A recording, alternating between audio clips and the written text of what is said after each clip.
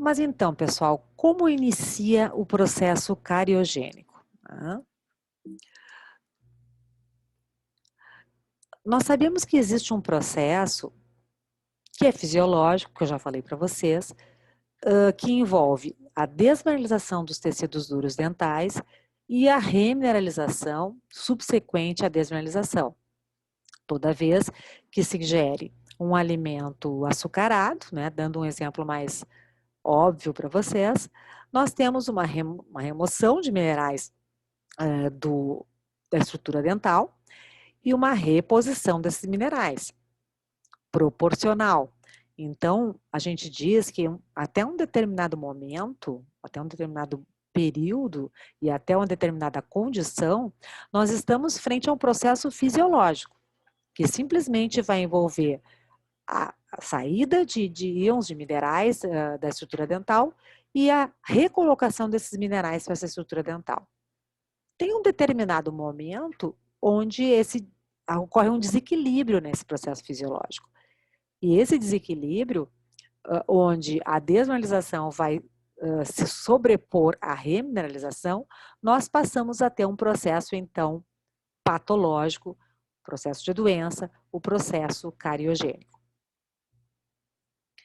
Bom, então nós hoje, a partir de tudo que a gente já conversou até aqui, nós podemos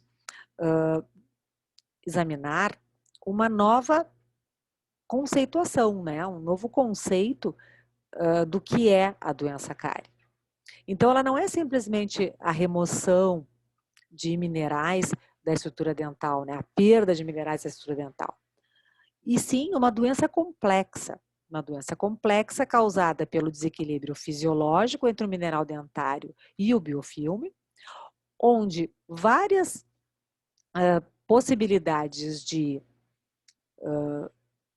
variáveis, de situações complexas, podem estar envolvidas, né? Esse arranjo complexo, na verdade, pode estar envolvida então, a iniciação e a progressão da doença cárie. Então, não é simplesmente uma perda, uma doença que causa perda mineral. Ela causa perda mineral, mas ela causa por um desequilíbrio complexo entre algumas variáveis que estão competindo naquele determinado momento para que esse paciente, então, seja doente de cárie. Bom, nós sabemos as variáveis, já falamos algumas variáveis aí para vocês, né? E então nós temos o biofilme, nós temos a dieta, nós temos esse dente, né? A presença de flúor neste meio também é importante. Bom, nós conhecendo todas essas variáveis, nós poderíamos dizer que essas crianças aqui, que estão aí todas comendo um sorvete, né? Um doce, a gente poderia dizer que esses indivíduos estão suscetíveis em função desta dieta que eles estão tendo nesse momento, ou de repente até um hábito que se tenha de dieta relacionada a açúcar? Ou nós poderíamos dizer que aqueles indivíduos que têm um cuidado de higiene, uma remoção maior de biofilme ou uma preocupação com a remoção do biofilme, poderiam ser mais suscetíveis à doença cárie? Não, infelizmente a gente não tem como saber. A cárie é uma doença que não é como outras, né? Que a gente pode dizer, bom, a pessoa tem esta predisposição, tem essa e essa variável aqui concorrendo, essa pessoa é suscetível a essa doença. A cárie, a gente não tem como fazer isso. Por quê? Porque a gente tem uma combinação especial desses fatores envolvidos no processo da doença para aquele paciente em si. Vai ter um paciente que tem um biofilme muito específico, muito cariogênico, e este biofilme específico cariogênico pode estar fazendo com que ele tenha uma progressão de cárie ou uma atividade de cárie diferente de outra pessoa, né? Mas mesmo com essa suscetibilidade, em termos assim microbiológicos, ele pode estar tendo acesso a uma quantidade X de flúor, este meio bucal está tendo acesso a este determinado tipo de flúor ou determinada concentração e frequência de flúor, que faz com que essa bactéria que ele tem ali na boca dele, que na verdade seria uma bactéria cariogênica, para aquele indivíduo ela não está sendo cariogênica, porque ela está sendo neutralizada por uma quantidade de flúor ótimo naquela cavidade bucal que faz com que as lesões dele não progridam. E assim por diante, nós poderíamos estar fazendo aqui várias suposições, né? Então, sempre que uma variável estiver presente, se ela estiver neutralizada, isso não é importante. Então, nós temos que saber naquele paciente o que está fazendo ele ter atividade de cárie. Então, o que acontece? A gente acaba tendo que fazer uma classificação nos indivíduos a partir de um exame. Nós precisamos que esse indivíduo tenha uma lesão ativa para que a gente possa, então, saber que naquele momento, naquele indivíduo, ele está tendo um potencial de formar cárie, de ter cárie. Então, é a partir da lesão de cárie que a gente acaba podendo classificar os pacientes. Infelizmente, a gente ainda não tem, hoje, condições de estabelecer quem vai adoecer de cárie. A gente pode, hoje em dia, sim, fazer um diagnóstico precoce, aprimorar muito bem o meu diagnóstico para poder pegar essas lesões no estágio bem inicial, para então tratar o paciente que está então doente de cárie. Infelizmente, nós não temos como prever quem vai adoecer, né?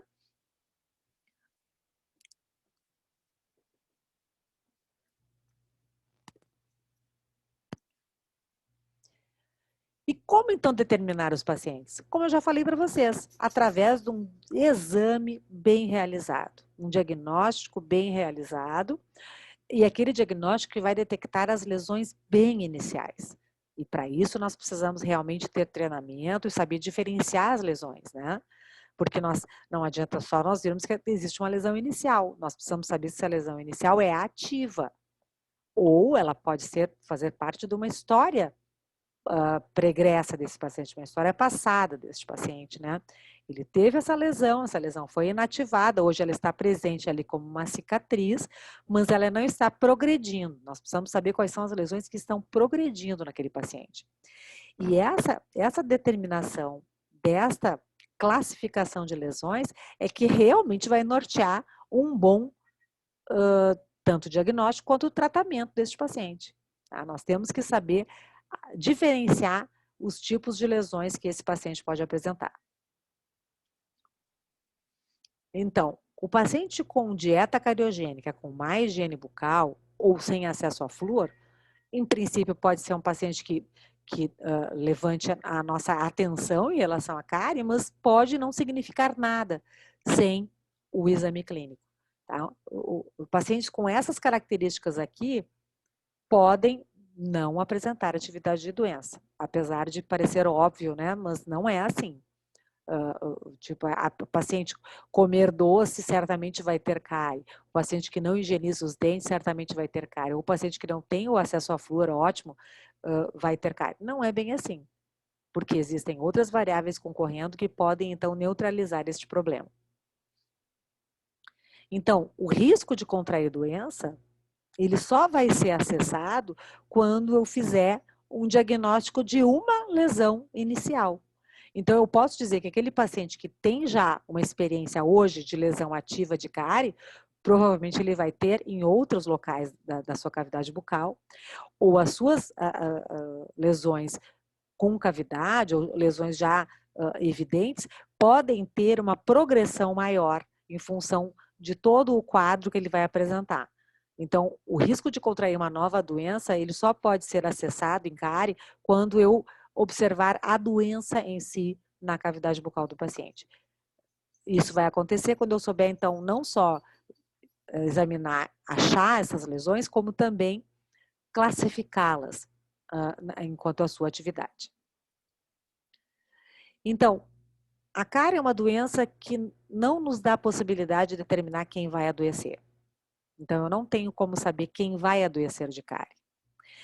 Agora, eu posso sim, através de um bom exame clínico, de uma boa entrevista, dialogada, onde eu vou conversar com esse paciente, saber como é que são os hábitos desse paciente, isso vai juntar, essa informação vai se juntar ao meu exame clínico, né? E outras tantas variáveis que a gente já conversou até agora, que podem estar envolvidas, vão, junto com o exame clínico, me dar a possibilidade do entendimento do processo individual de cárie deste paciente. E a partir desse entendimento, então, eu posso planejar o tratamento, tá? E aí eu coloquei como ilustração para vocês verem como é importante também não só aquelas variáveis que a gente já falou, que são as variáveis que estão na cavidade bucal do paciente, como também aquelas variáveis ao redor ali, né? Que é a estrutura de vida deste paciente, né? E todos os comportamentos e o nível de educação que esse núcleo, né, que esse paciente vem, né, no caso aqui que a gente vai conversar em relação a esse trabalho, é a importância do núcleo familiar, né, mas pode ser também o núcleo de convivência também deste paciente, né. Então, a importância desse núcleo familiar, nessa pesquisa que eu vou mostrar para vocês em seguida, ilustra muito bem que não só as variáveis que estão na cavidade bucal, mas também o que está ao redor, né? O meio onde esse indivíduo está inserido, também vai ser fator bem importante na sua atividade de doença cárie. Tá? Este trabalho aqui, e o título dele é Fatores relacionados à família associados com a prevalência de cárie na dentição de leite ou decídua de crianças de 5 anos de idade. Então, o que eles tinham, qual era o objetivo, né, deste trabalho? Era ver a influência, observar a influência de fatores na maior prevalência de cárie, né, externos à cavidade bucal. Então, quais são os fatores que eles então observaram? A criança ter ou não mais de 2 irmãos. Esta criança, então, todos esses fatores que eu vou passar para vocês agora são fatores que ficaram envolvidos diretamente numa maior prevalência de cárie observada nessas crianças de 5 anos. Então, aquela criança que tinha como hábito ter mais de 3 beliscadas, né, de açúcar diariamente, então a importância da dieta, né? Os pais dessas crianças, né, admitiram essas crianças que tiveram maior prevalência de cárie. A inabilidade no controle do consumo de açúcar do filho, até porque você observa que são pais de pelo menos 3 crianças, né? Então, já a divisão de atenção se torna um pouco mais complexa, né?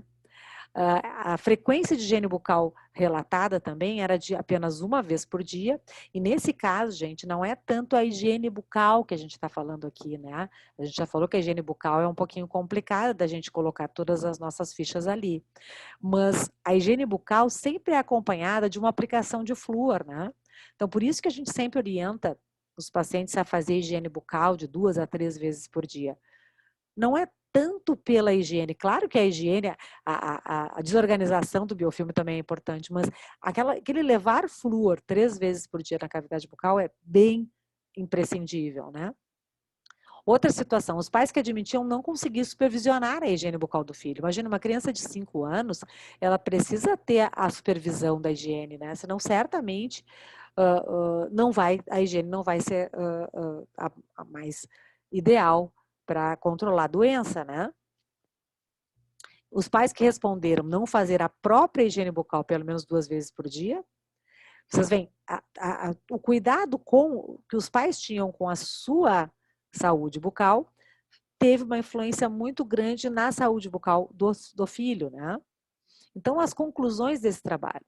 Os fundamentos das escolhas de estilo de vida da idade adulta são apoiados nos anos iniciais da vida de uma criança. Os pequenos são dependentes do seu ambiente, que é a família, para instituir comportamentos favoráveis em relação à sua saúde bucal.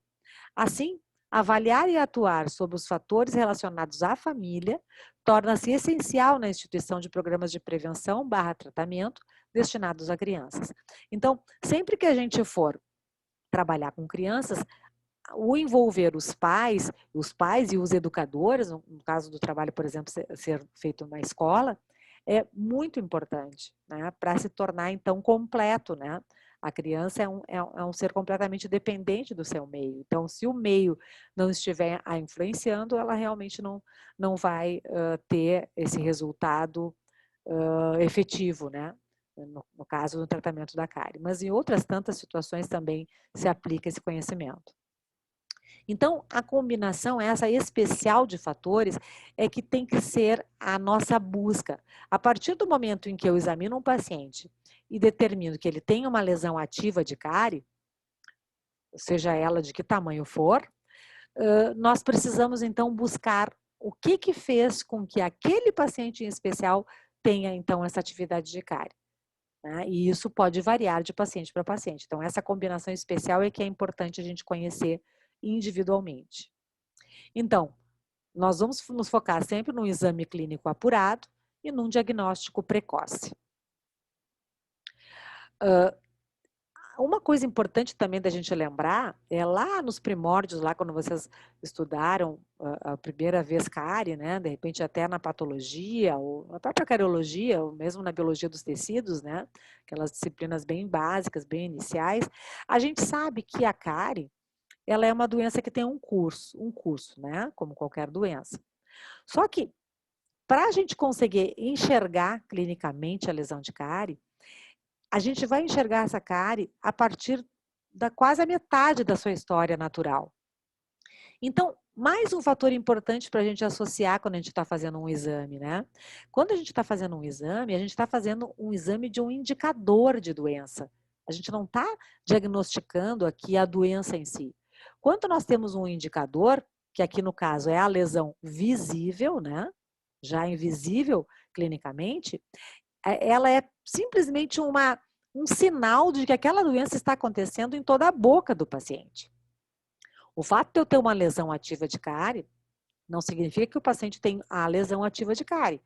Provavelmente ele tem outras lesões em progressão que podem estar nesse estágio aqui, anterior. Então, toda vez que eu enxergo uma lesão, eu enxergo um universo de doença muito maior do que a lesão em si, porque tem muitas outras lesões que podem estar neste nível microscópico e que vão ser tratadas da mesma forma. Então, eu tenho um indicador que me mostra que aquele doente como um todo, aquele paciente como um todo está doente de cárie, eu vou tratar este paciente como um todo e vou então envolver a higiene, a aplicação de flúor, o controle da dieta, e desta forma integral eu vou acabar tratando outras tantas lesões que eu nunca vou poder diagnosticar. Então, o que nós conseguimos ver é a lesão ali, clinicamente visível, e o que nós estamos realmente frente é uma doença que existe numa profundidade muito maior, né? O iceberg é um bom elemento para a gente ter uma ideia, assim, uma projeção do que realmente é o problema que nós estamos enfrentando quando nós estamos fazendo um diagnóstico e tratando um paciente de cárie. Então, a lesão é um indicador de doença, não é a doença em si. Então, sempre que a gente tratar com cárie, a gente não vai tratar com a superfície oclusal do 36. A gente já pode até ter que fazer uma restauração ali, mas o tratamento ele tem que ser integral, ele tem que fazer parte, todos os dentes da cavidade bucal do indivíduo. Então, aqui nós temos um indicador de doença, né? E essa lesãozinha bem pequenininha nos dá uma informação incrível, né? Quer dizer, nós estamos aqui com uma lesão sem cavidade, a gente vê que ela é ativa, e vocês vão ver melhor nas aulas da professora Clarissa, que a gente tem uma opacidade no tecido, que nos faz enxergar esta lesão aqui nessa fundo de fissura, tá?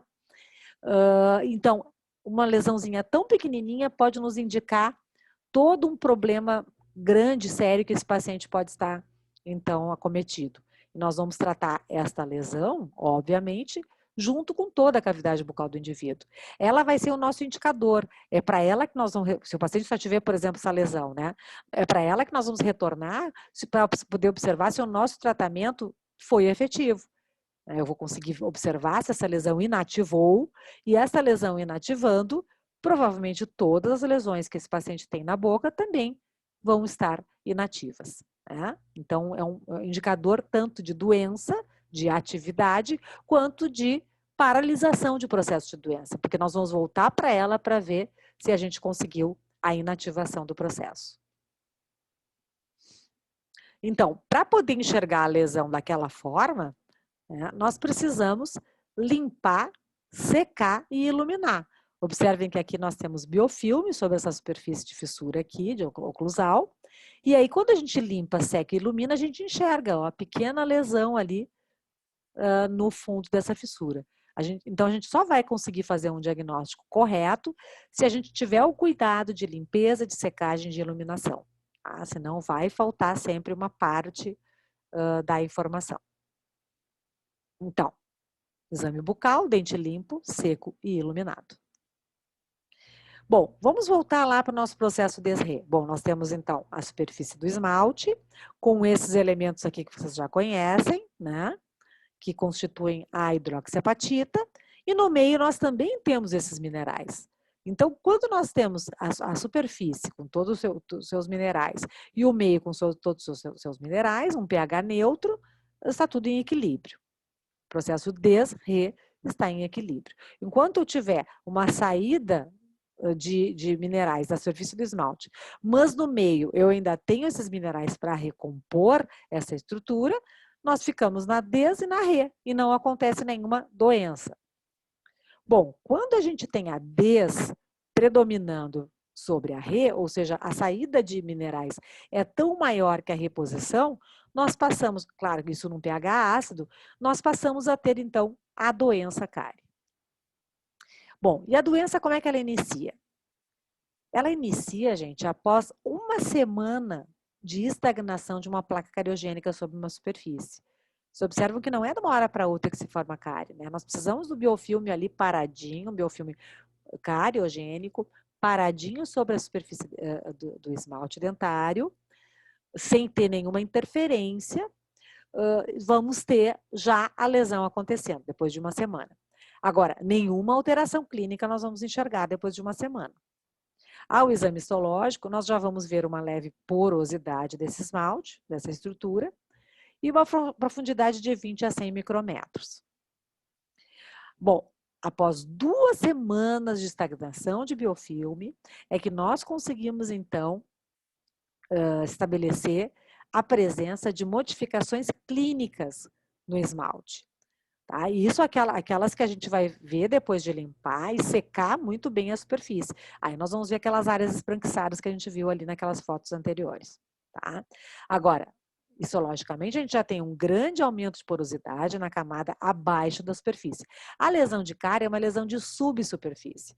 Significa que até uma boa parte do tempo nós temos uma superfície que é mais ou menos ali íntegra, né? Nós vamos ver em seguida por que o mais ou menos, né? E a parte porosa da superfície, ela está abaixo, não na camada superficial, na camada interna do esmalte. Então, o esmalte rígido, nós temos os cristais bem justapostos, e no esmalte desmineralizado, a gente começa a ter perda de mineral, então o que acontece? Aquela camadinha, aquela junçãozinha ali, que é composta, que é toda preenchida por água e proteínas, acaba aqui ficando uma junção maior, alargada, né? Esse meu cristal diminui de tamanho, e eu tenho água e proteínas ao redor. Então, essa porosidade caracteriza a lesão de cárie, né? Bom, e por que a gente precisa secar o dente para poder enxergar a lesão de cárie? A translucência do esmalte é um fenômeno óptico, né? E a gente tem a perda dessa translucência quando a gente tem a perda mineral.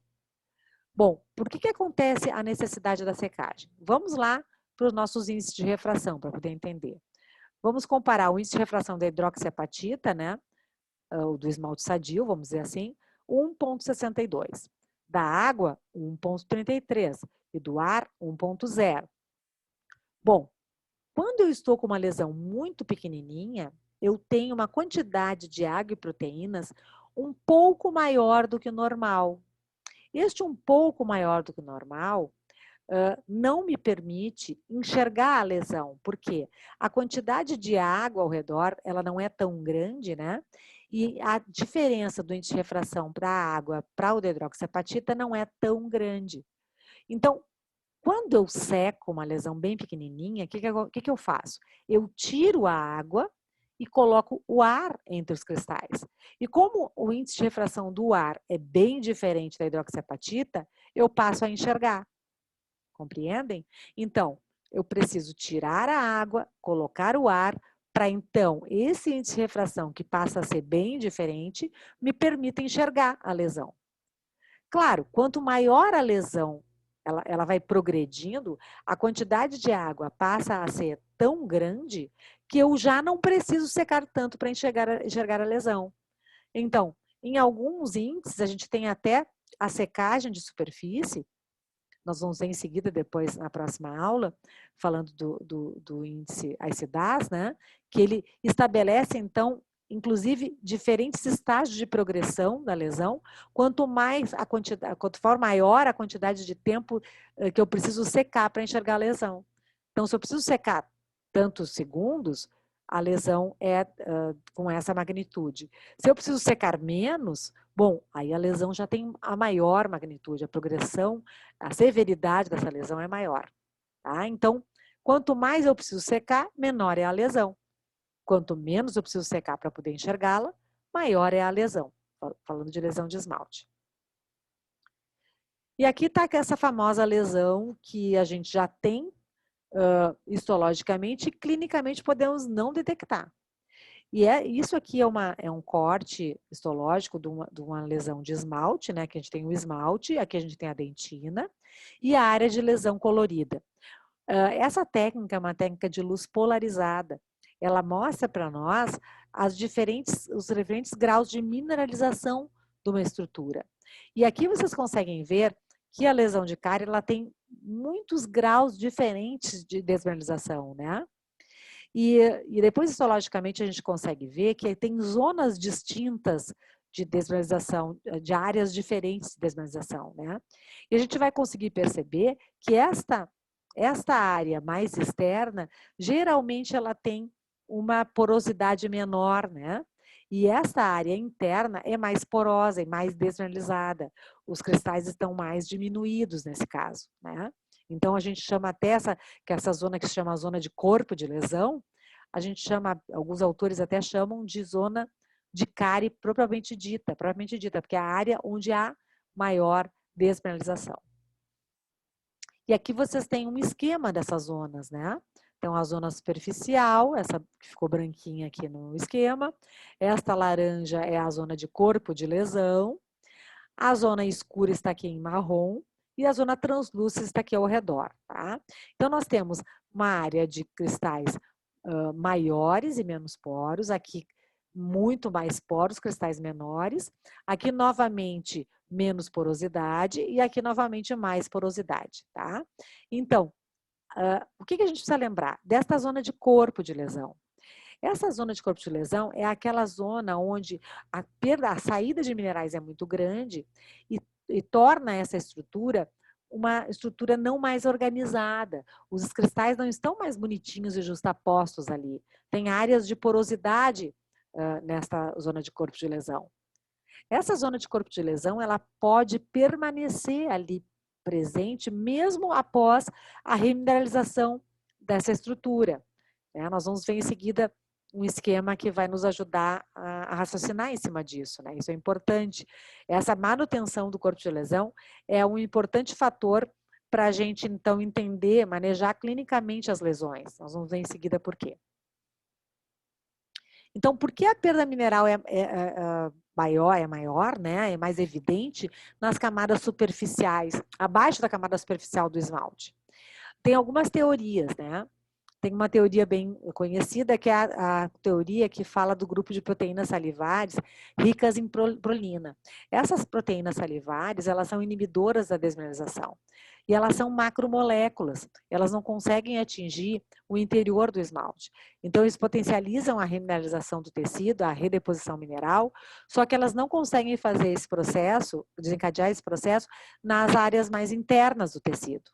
Então, elas acabam, então, deixando essa zona superficial mineralizada, remineralizada, e as camadas internas não têm este efeito. Além disso, o processo químico dinâmico, que envolve a interface fluida do esmalte, faz com que a troca ativa dos elementos aconteça muito na superfície, né? E acaba os minerais se redepositando mais na região externa, né? Não tanto na região interna. Tá? Então, outra coisa que pode influenciar também é a concentração de flúor nos fluidos orais. Então, o flúor tem uma forte influência na manutenção e na largura dessa zona superficial mais ou menos intacta, né? Na verdade, é mais ou menos intacta, porque eu vou mostrar em seguida para vocês micrografia eletrônica mostrando que ela não é intacta, né? É uma superfície cheia de microcavidades, toda frágil, e isso é um lembrete importante para a gente quando a gente estiver sondando lesões de cárie, né? Então, vamos ter bastante cuidado para nunca usar a sonda muito afilada, né? Muito, muito fininha para examinar tecido cariado, né?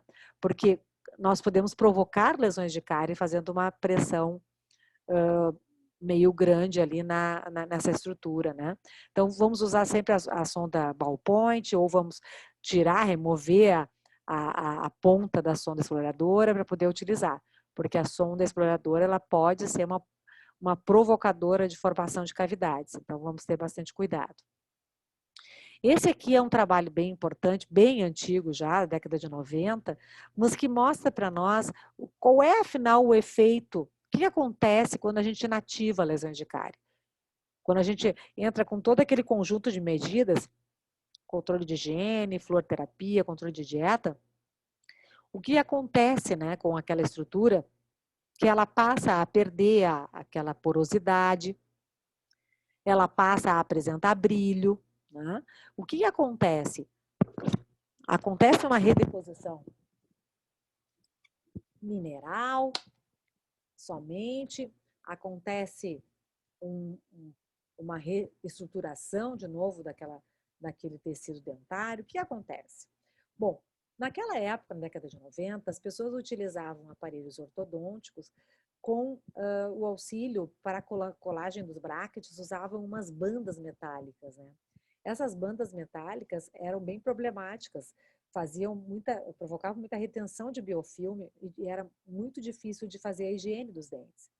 Então, quando as pessoas removiam as bandas metálicas após o tratamento ortodôntico ser completo e concluído, as pessoas estavam assim, como esse paciente aqui desse artigo, né?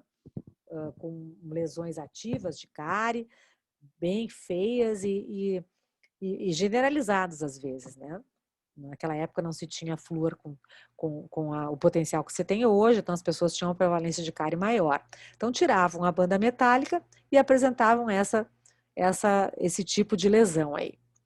Bom, esse estudo foi feito numa época onde não se tinha tanto cuidado com a ética, né? Não se tinha tanta dificuldade de fazer uma pesquisa que hoje se apresenta em função dos cuidados que devem ser feitos mesmo com os pacientes. Então, esse trabalho, ele é muito importante, porque ele não vai nunca mais conseguir ser repetido, né? Porque o que foi feito sobre essa estrutura? Os pesquisadores, em cima dessa lesão ativa de cárie, antes de iniciar o tratamento da atividade cariogênica do paciente, o que eles fizeram? Eles pegaram uma sonda exploradora e riscaram essa estrutura e fizeram uma força, né, naquela estrutura, marcando essa estrutura. Tanto aqui nessa parte aqui da lesão, né, como também tentando também marcar a estrutura sadia.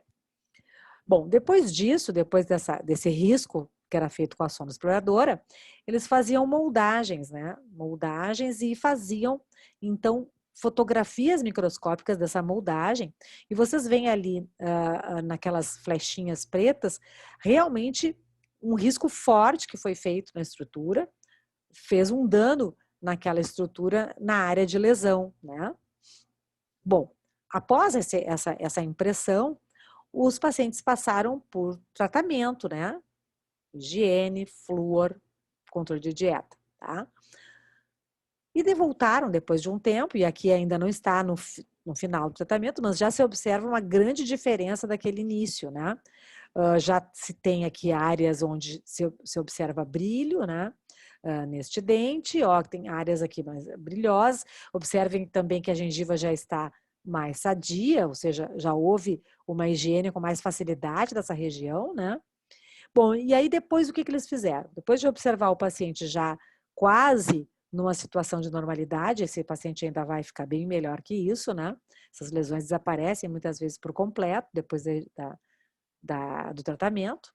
Bom, eles não voltaram a moldar, né? Voltaram a moldar e observaram que o risco, aquele que era antes profundo, estava bastante raso já. Bom, o que eles concluíram com este trabalho, gente? Que não só existe uma redeposição mineral sobre essa estrutura que foi tratada, né, que foi remineralizada, mas também existe um polimento da superfície. Aquele esmalte mais poroso, mais assim frágil da camada externa de uma lesão ativa, muitas vezes ele é polido. Existe o polimento da superfície. E esse polimento faz com que um esmalte mais brilhante e mais íntegro fique exposto. Talvez o brilho também venha daí, não só da redeposição mineral, mas também da remoção, né? Remoção através de um polimento, que é feito simplesmente com a higiene bucal, da remoção, que acaba removendo aquela camada externa mais porosa. Bom, então, esse esquema aqui é muito ilustrativo, né? Que mostra alguns tipos de lesão ativa e a sua situação quando essa lesão passa a ser inativa. Bom, vamos aqui no primeiro esquema. No primeiro esquema, nós podemos ter uma lesão bem inicialzinha, até sem corpo de lesão, muito, muito inicial, onde simplesmente uma rugosidade na estrutura nos faz enxergar ou observar que ali existe uma lesão. Bom, na inativação deste tipo de lesão, o que acontece na inativação? Bom, nós temos um polimento, então é como se tivesse um degrauzinho ali, tem um esmalte que foi perdido no tratamento, mas existe um alisamento da estrutura, que facilita, então, que a gente consiga enxergar novamente o brilho, né? Bom, o que acontece a partir daqui, gente? Onde a gente tem uma lesão com aquela porosidade lá superficial, mas com diversos tamanhos de corpo de lesão. Na inativação, o que acontece? Nós temos um alisamento em todos os casos e nós temos uma manutenção do corpo de lesão. Bom, ele se mantém igual? Não, ele pode, como no caso aqui desse aqui, ó, ele pode diminuir o seu tamanho, né?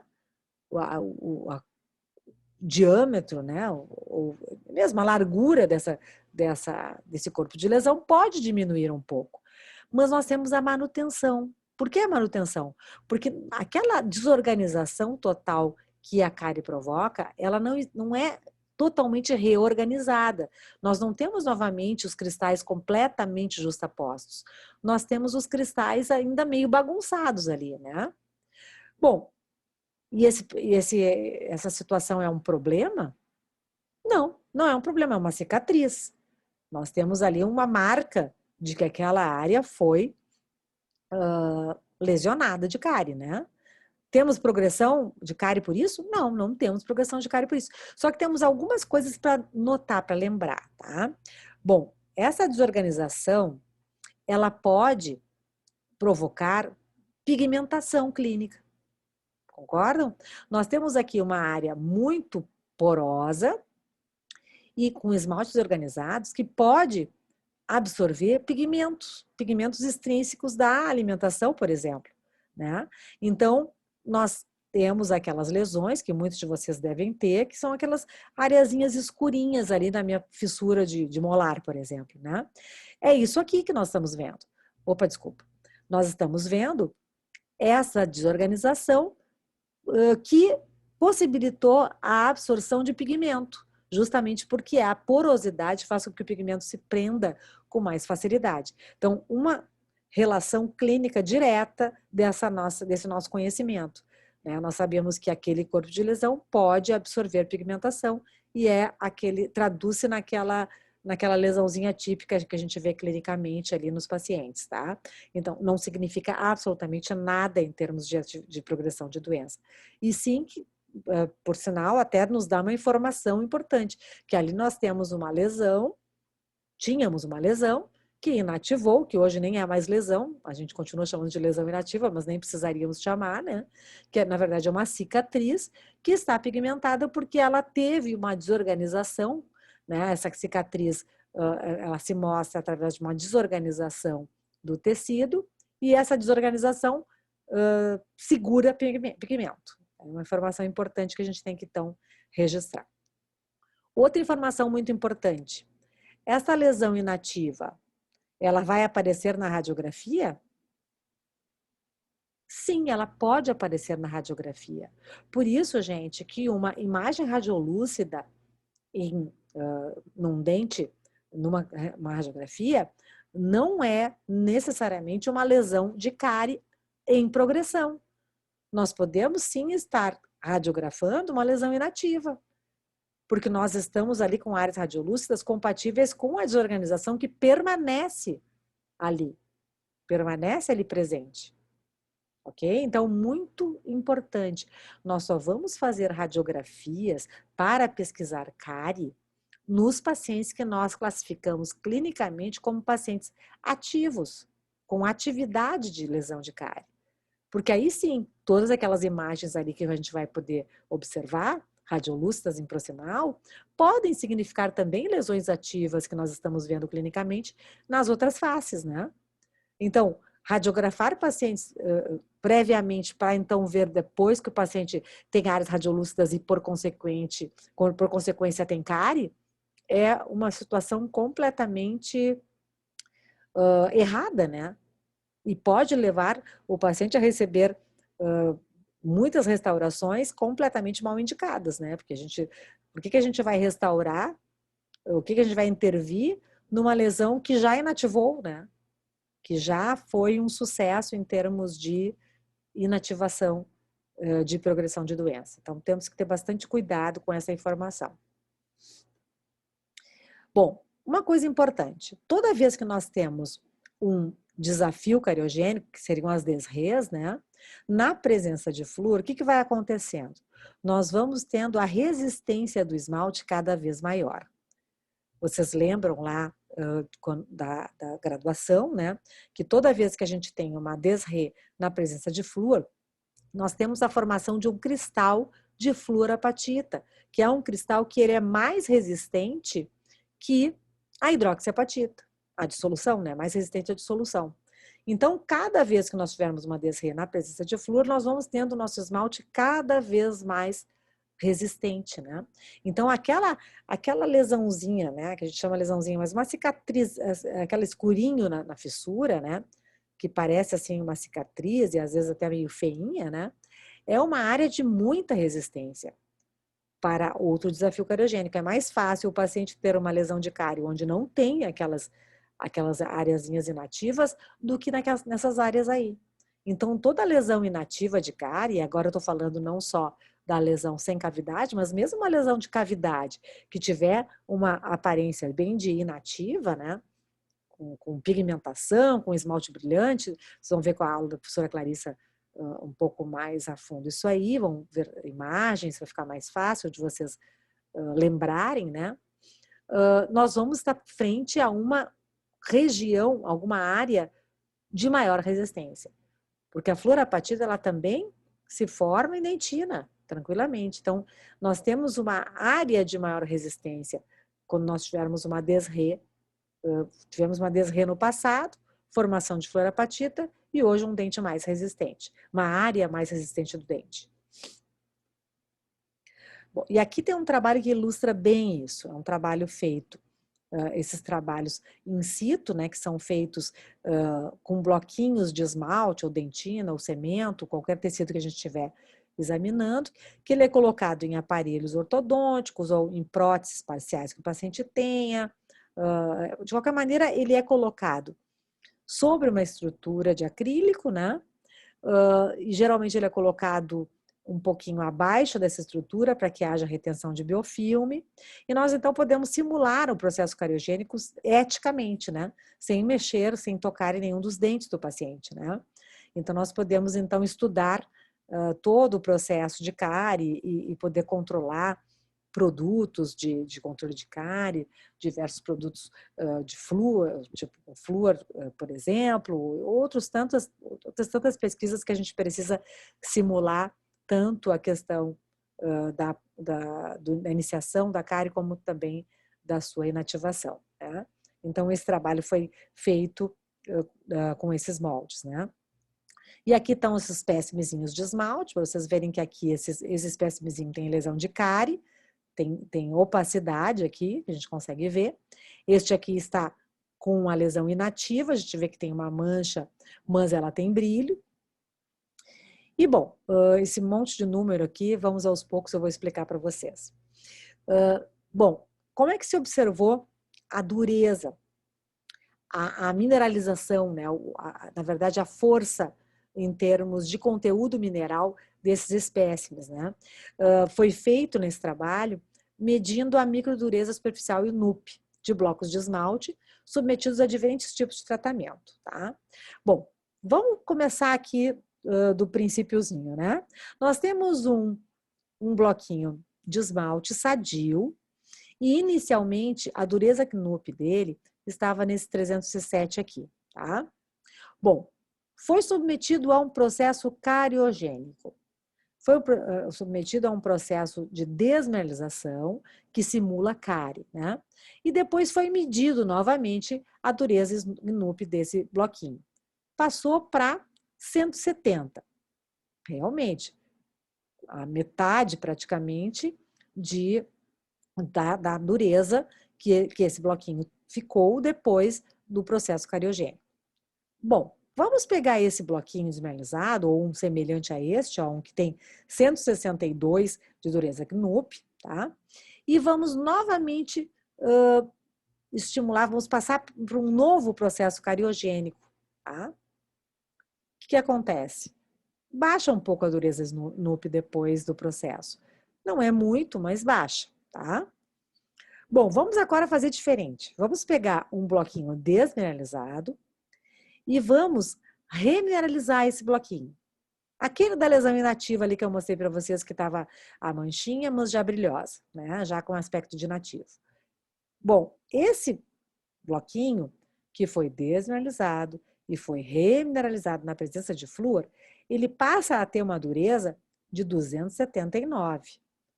Ah, mas peraí, essa dureza é menor do que o esmalte rígido, né? Como é que a gente está dizendo que ele tem mais resistência, se a dureza dele é um pouco menor?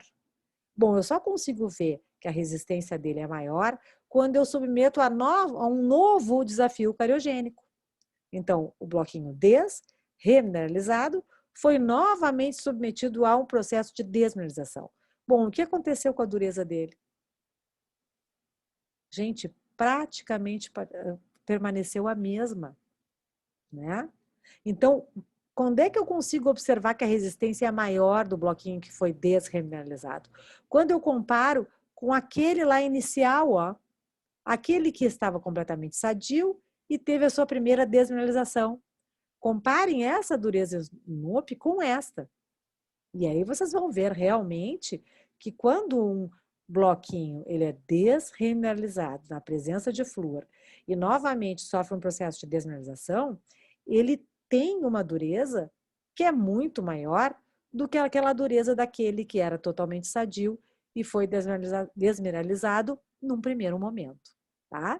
Então, nesse trabalho, um trabalhinho muito ilustrativo, muito simples e muito bonito, mostra exatamente o que a gente já conseguia observar clinicamente, que aquelas áreas de lesão inativa é muito difícil ou quase impossível a gente ver uma área daquelas tendo uma nova lesão de cárie, né? Então, aqui a gente conseguiu provar, demonstrar que realmente a dureza é maior num bloco que foi desremineralizado e novamente desmineralizado. Ok? Bom, aqui essas imagens aqui, esses cortes, eu mostrei para vocês para ilustrar algumas coisas importantes, tá? Então, olha só como é que eu vou controlar a minha lesão de cárie em esmalte quando ela chega em dentina. Tá, dizem que eu não preciso fazer cavidade para restaurar lesão de esmalte, mas e se tiver já na dentina? Isso aqui, gente, é para mostrar para vocês que ela está na dentina, em muitos dos casos. A lesão aquela que a gente não tem cavidade aqui, ela está na dentina. Inclusive, a dentina já está desmineralizada, passa a desmineralizar depois que todo o esmalte foi envolvido pela desmineralização, pela lesão de cárie. Quando chega na junção amelo-dentinária, a gente tem desmineralização de dentina também. Bom, mas e aí como é que eu faço para inativar essa lesão que está lá na dentina? Ela vai ficar inativa da mesma forma quando eu conseguir inativar a área externa, gente. Nós não temos progressão de lesão quando a gente consegue a remineralização aqui. Então, remineraliza aqui, pode ficar até marcado esse dente aqui, né? A gente não tem a organização novamente dessa estrutura, mas nós não temos mais a progressão quando eu consigo inativar essa área externa, tá? Então, por isso eu estou tentando passar imagens para vocês, até de cortes histológicos e tudo mais, mas sempre passando a ideia da aplicabilidade clínica deste conhecimento. Bom, eu posso estar com um comprometimento de dentina bem maior, sem ruptura de superfície. Eu não tenho ruptura de superfície aqui ainda, não tenho cavidade, mas eu estou lá com a dentina bem envolvida. Não importa, o tratamento é sempre o mesmo. Tá? O controle da atividade é sempre o mesmo. Tá? Bom, eu chego agora com esse slide no final dessa primeira parte dessas informações que eu passei para vocês, que nós vamos passar para vocês. Então, como eu tinha falado para vocês na aula inicial ali, que a gente conversou e explicou como é que a disciplina, que a gente gostaria que a disciplina se desenvolvesse, a gente gostaria que a disciplina se desenvolvesse com a participação de vocês. Então, a gente, no final de cada unidade, a gente vai colocar uma provocação aí, né? E a provocação que eu quero deixar para vocês é justamente essa conversa inicial que eu tive com vocês, né? Então, eu queria que vocês se preparassem para conversar sobre inativação de lesões de cárie. Vamos conversar sobre como elas ocorrem, quais são as implicações no dia a dia clínico deste conhecimento, e gostaria muito que vocês ilustrassem com alguma situação especial que vocês já viveram na sua prática clínica. Sei lá, alguma dificuldade de diagnóstico em relação ao grupo de trabalho, alguma indicação de tratamento diferente do que a gente conversou aqui em relação a lesões inativas, alguma coisa que a gente possa, então, aproveitar de todo esse conteúdo que a gente deu até aqui. Ok, gente? Foi um prazer e até a nossa próxima aula.